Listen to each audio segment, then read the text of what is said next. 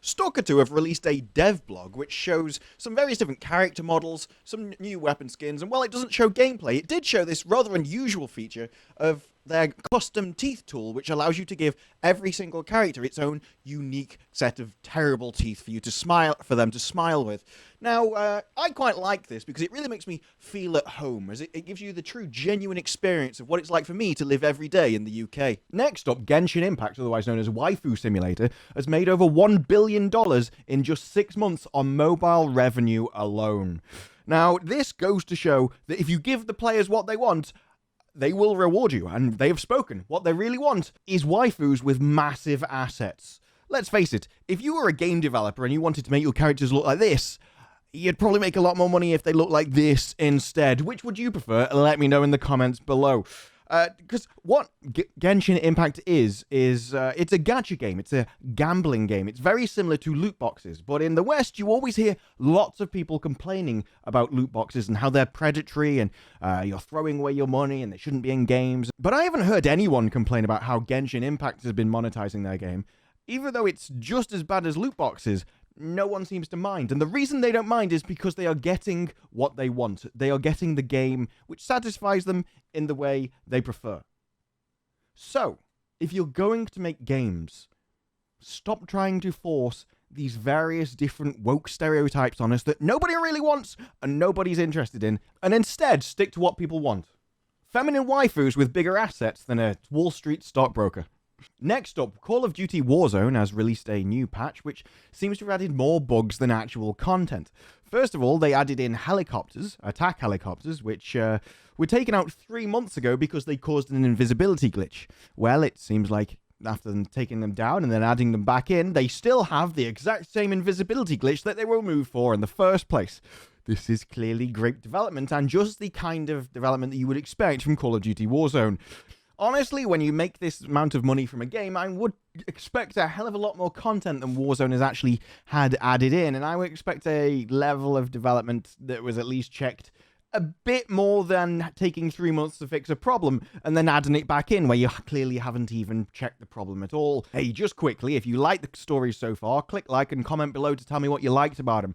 I'm a new YouTube channel and I need all the help in the algorithm you can give me, so if you want to do either of these two things to help me out, I would really appreciate it. Back to the news. Following on from Call of Duty Warzone, we are all well aware at this point that there's going to be a new map for Verdansk, or at least that's what everyone expected. There has been a new map leak, which shows about a 10-second teaser reel of various different screenshots and quick images of the new map. Now, unfortunately, I can't show you any of these videos because Activision decided to go on a DMCA takedown spree, doing everything from Twitter to YouTube to Reddit and anywhere else, including all of the different blogs talking about it.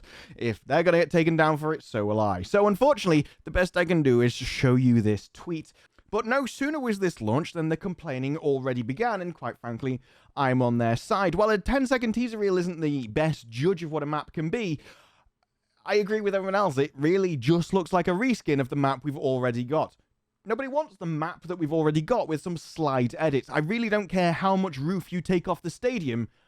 I don't even like the stadium. This is a great disappointment for a game that, at its height, I really enjoyed. I think it's probably still my favorite BR.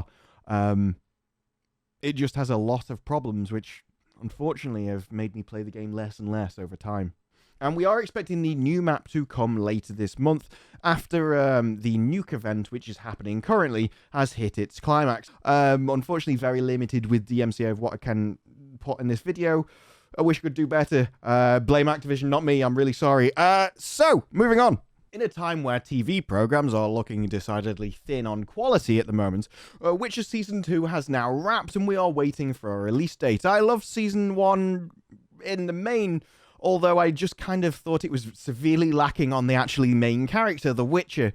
Don't really care about the side characters, I'm just here for Henry Cavill to kill monsters. So let's hope there's more in Season 2 of him and less of everybody else. In fact, I was even thinking of doing my own cut of The Witcher where I only had scenes in where Henry Cavill was actually participating. I think it would be a much better show.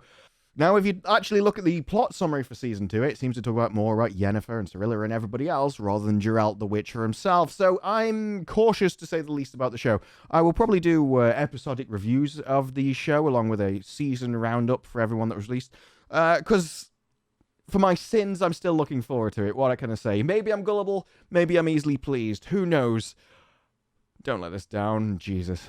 Don't go woke. Destiny 2 and The Division wannabe Outriders launched yesterday, and it was pretty predictable for a game that's only online. It featured the same problems that every single online game has ever suffered all of launch, because nobody ever seems to learn from literally every other launch in all of history. It's worse when Outriders is simply a co-op PvE game. There's really no reason to have servers where you have to go through them in order to play the game. At the end of the day, you should have let people play their single-player game offline if that's what they wanted. It would have at least got you through the starting day problems without everybody ranting at you about how trash your game is because they can't even play it. The worst thing that you can do is screw up your launch, because you only get one launch. If you're going to do it only online, then absolutely overkill everything, because your game is going to get destroyed and people are going to be pissed. People look forward to this stuff, and disappointment is the fastest turn-off of any game. Outriders, I'm sorry, but you've probably screwed the pooch on this one. Disney have decided that with everything cinemas have gone through, and with all of their guarantees that we're really going to support you, cinemas, we're going to get you through this because you've actually made us billions in the past. They're going to stab them in the back and make sure they die forever, rather than actually helping them by providing them movies that would get bums on seats and actually allow people to make money and run their businesses profitably for once in well over a year. No, they're just going to release Black Widow and Cruella on Disney Plus, because who really cares if cinemas ever come back?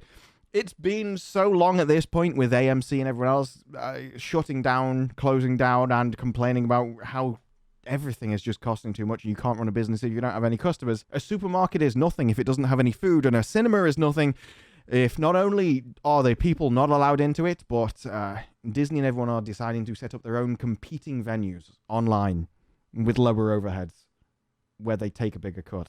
But with how much things like Disney Plus are charging for the movies, somehow you've managed to charge me more in my own home than it would have cost me to go to a cinema. I'm not sure your business model really works either, Disney. So, perhaps stop stabbing your business partners in the back. Who knows? Who am I? I'm just a guy in his bedroom waffling at a camera. What do I know about multi-billion-dollar corporations? I'm just a fan after all. I'm just a customer. Why would anyone care what a customer thinks? Amazon Games are opening a new AAA studio in Montreal. Now, Amazon Games has always been a surprise for me. I'm impressed and a bit bewildered by the fact they're opening new studios when they haven't even had a successful game yet. You'd think they'd be really easily able to launch a game. They've got all of the streamers. They've got a built-in population to buy their game. They can advertise them as much as they want. The only thing they've got to do is make a game that's worth playing.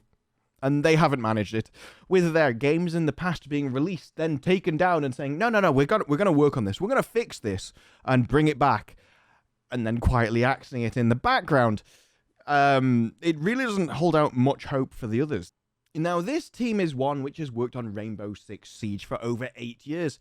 And Rainbow Six Siege was nothing short of a failure at launch. It was a really not unpopular game with poor reviews that a lot of people didn't like. And I played it at the start. I actually quite enjoyed the PvE for a bit and then went off it. But its multiplayer just never took off. Until it did. Rainbow Six Siege is one of the few games which actually go against what I've always said. A game only gets one launch. You mess up that, and that includes early access. You mess up that launch, your game can just die forever and really never get enough momentum to be a successful game after that. But Rainbow Six Siege managed it. They released patch after patch, update after update, steadily improving the game, and its population grew and grew until it became a really successful and popular shooter. So if any company is aware of what happens with bad games, what happens when you make bad games and how to turn them around, it is this studio. So here's hoping. If you're going to employ any studio to do this kind of work, this is a good one to try. They know what works, they know what doesn't, and if they release a game with problems, they know how to fix them. So, hey, it's going to be a few years before they release anything solid, but Let's hope. So that's it from me. If you liked the video, click like, comment below, because it all helps me in the YouTube algorithm. As a new YouTube channel, I need every bit of algo boosting I can get. So if you'd be willing to help me out, I would really appreciate it, and I will see you in the next one. Goodbye.